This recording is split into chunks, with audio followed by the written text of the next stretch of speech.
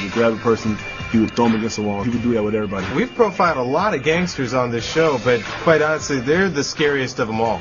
George W. Bush, on American Gangster. If you were an American, there was no mistaking. You knew who W was. You know, I met Dub first time in Texas, and we had both done some time together. We had both had a narcotics habit.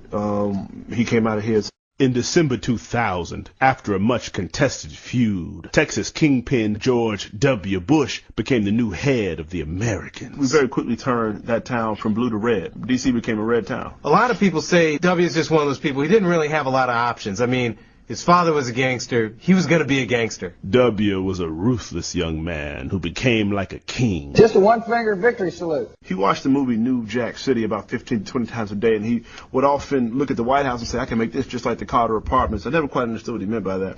W took his power like only the son of a hustler can, quickly installing two notorious lieutenants, Richard Freeway Cheney and Donald Tiki Rumsfeld. We refer to that around the house as the slapdown.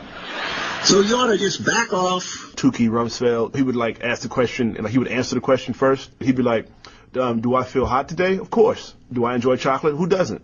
W and Freeway are currently awaiting trial thanks to snitching by Florida street soldier I. Lewis Scooter Libby. He was the one who would make sure that you had the homemade jail ale, which is a liquor made in the toilet of a jail. It's delicious. Scooter was that guy. He was the go-to guy for many reasons. That's the wonderful irony about a guy like this. Like, on the one hand, he's cold-hearted, he's a killer, and on the other hand, he seems very charming, and you'd like to have a beer with him. The message.